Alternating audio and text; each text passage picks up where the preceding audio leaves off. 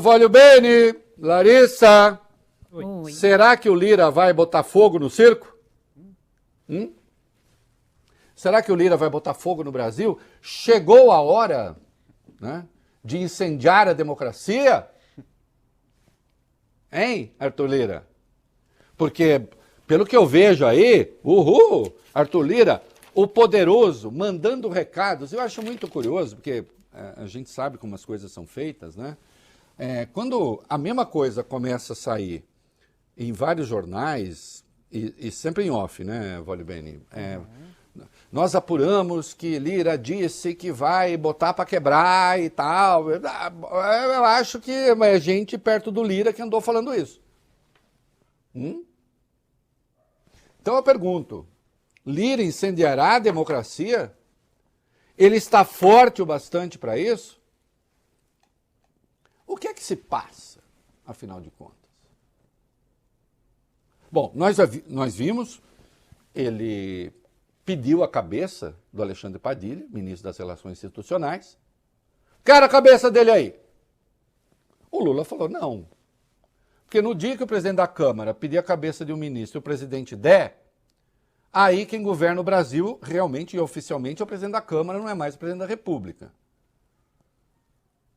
Acontece que quem foi eleito para presidir o Brasil foi o Lula, não foi o Arthur Lira.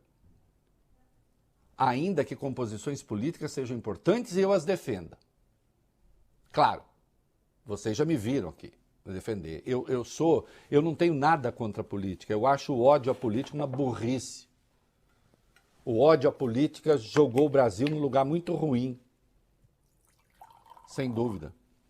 Mas aí vem a história de que o Lira reuniu os líderes e preparou um pacote. Ou vai bem?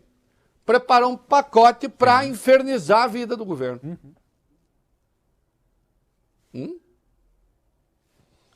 Acontece que esse pacote para infernizar a vida do governo tem algumas coisas ali que nada tem a ver com o governo.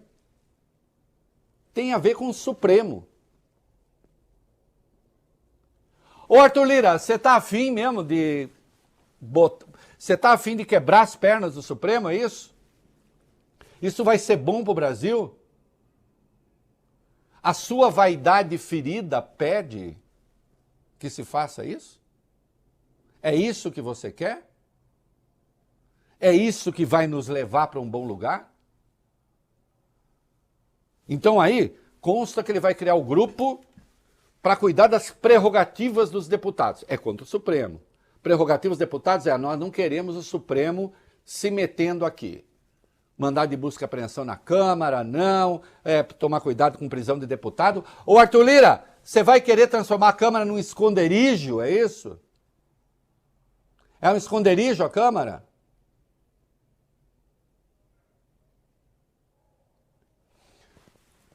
Os deputados e senadores não mais estarão submetidos ao Poder Judiciário? Estarão, mas o foro vai ser lá a primeira instância, entendi. Serão 18 mil juízes estaduais, 2 mil juízes federais que vão cuidar dos deputados, dos senadores? Vamos fazer também uma audiência na Câmara com o Michael Shellenberger e com o Glenn Greenwald, os dois jornalistas, ou que nome tenham, que estão servindo a Elon Musk aqui no Brasil, atacando o Supremo Tribunal Federal, acusando de censurar, o que é mentira. Vamos fazer também essa audiência. Também contra o Supremo. Ou então vamos fazer uma CPI, porque tem uma das CPIs lá, a gente já vai ver, sobre o abuso de autoridade do Poder Judiciário.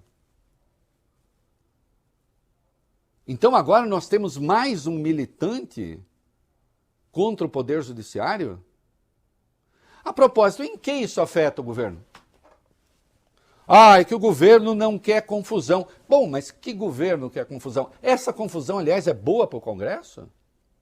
Essa confusão é boa para o Brasil? Quando se pensa no mercado financeiro, é isso que se quer? É a relação do eterno confronto? Porque, afinal de contas, o Arthur Lira não aceita ser contestado? Ele não aceita pedir a cabeça de um ministro e o presidente se negar a entregar a cabeça para ele? Aí reúne os líderes e diz, agora nós vamos botar a pauta da oposição. A oposição, inclusive, podemos instalar 5 CPIs. E essas CPIs, também asseguram vários apuradores, jornalistas, serão CPIs ruins para o governo. Tem uma CPI que é sobre tráfico infantil e exploração sexual na ilha de Marajó. Aquele delírio de Damares e companhia. E que depois foi requentado por uma cantora evangélica. Por que essa CPI é ruim para o governo? O que o governo tem com isso? Faça a CPI. Agora, existe o que investigar? Não, certamente existe. Existem os tarados, os exploradores de crianças, não sei o quê, mas a CPI, lembre-se que esse troço nasce daquela maluquice da Damares, das crianças que teriam seus dentes arrancados para o sexo oral e que teriam uma dieta pastosa para o sexo anal. É um negócio tão pavoroso. E instada a dizer, me dê uma prova disso. Não, ela não tinha nada. Ela estava falando que desce da telha. Pura e simplesmente. Mas essa CPI é contra o governo? Ah, tem uma outra CPI lá, Larenço! Oi. Tem uma outra CPI lá que nós vamos ter que chamar o Tarcísio. E o Derrite. Sobre o avanço do crack. O avanço do crack é uma CPI que atrapalha o governo federal? Por quê? Vão querer atribuir ao governo federal o avanço do crack? Eu sei a política aplicada aqui em São Paulo, na Cracolândia. Digamos assim,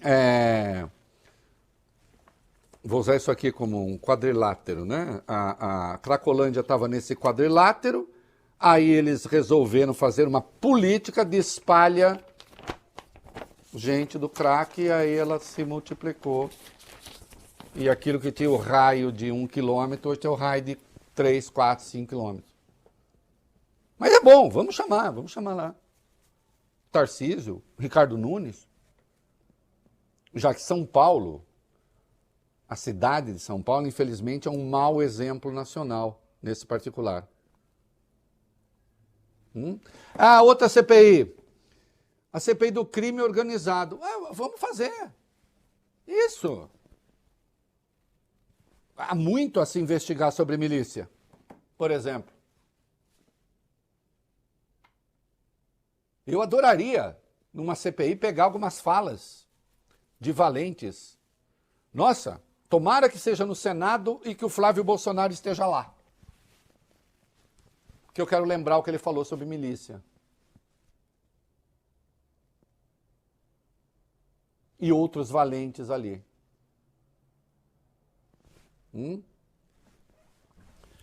Duas CPIs sobre concessionárias de energia elétrica.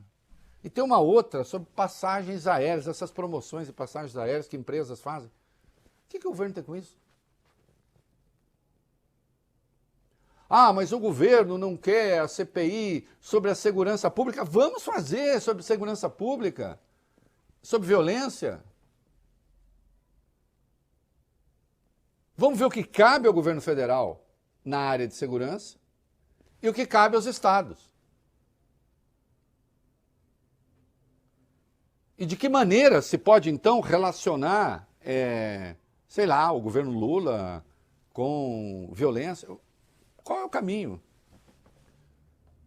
Seria legal ter uma CPI para comparar o desempenho da Polícia Federal agora com o desempenho da Polícia Federal do Bolsonaro. Na apreensão de droga, por exemplo. Na retenção de bens do crime organizado. É preciso também, com a devida vênia, cada coleguinha escreva o que quiser, né? É preciso também que Se pare de escrever assim, pensa em fazer CPIs para atrapalhar o governo. Mas atrapalha o governo? Não, é melhor não ter CPI para que as coisas no Congresso andem mais depressa, mas as coisas no Congresso andarem depressa é do interesse exclusivo do governo federal? É essa a agenda do Lira? O que eu estou vendo aqui é uma agenda perigosamente anti-Supremo. Aí sim. O Lira entrou nessa? Eu já vou falar do que está em curso no Brasil. Eu já vou lembrar. Ou você serve a democracia ou você serve um estado de coisas aqui que eu vou ter de lembrar. Pela boca da pessoa que falou aquelas coisas. Porque no fim das contas, é esse confronto que está em curso. Eu vou falar daqui a pouquinho. 1 ano e 3 meses depois do 8 de janeiro, o Lira vai se juntar à turma que quer quebrar as pernas do Supremo? Quebrando as pernas do Supremo, sobra o quê? Hein? Isso é uma vigarice. Agora, se essa é a agenda do Lira, consta que ele se encontrou com o Rui Costa e disse, não vou me vingar, isso daí é conversa. Se essa é a agenda do Lira, para atrapalhar o governo, ele está mais perdido do que parece.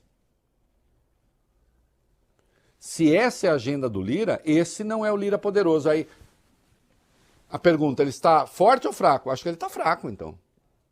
Com esse tipo de agenda, ele está fraco. Não é? Porque nenhuma dessas CPIs aqui toca o governo federal. E em alguns casos, a questão tem de se deslocar para os governos estaduais. Mas aí tem uma confusão. Se o Alexandre Padilha deve ter ou não controle sobre as emendas. Controle é só dizer assim, olha, foi liberado isso aqui. Nós não queremos que o Padilha saiba. Cada vez mais, o que a gente vê de verdade, não é um Congresso que quer gastar 53 bilhões em emendas e não quer prestar contas a ninguém. Esse é o ponto. Porque outra ameaça do Lira é... O Lula vetou 5,6 bilhões em emendas de comissão. Aí diz, ele vai ajudar a derrubar esse veto. E o Congresso terá 53 bilhões dos 222 bilhões que sobra para o governo para investimento e para custeio. O que é um absurdo. Mas é um absurdo que está aí. Agora entendam. Isso não é uma questão que diga respeito só ao governo, isso diz respeito ao Brasil. Ele vai ajudar a vetar a história da... derrubar o veto da saidinha. É possível que sim. Eu já dei o veto da saidinha como derrubado. A barbárie vai se cumprir. Ruim para o governo? Ruim para o Brasil. Aí sim. Agora eu digo, se essa é a agenda do Lira, queridos, então o Lira já se perdeu.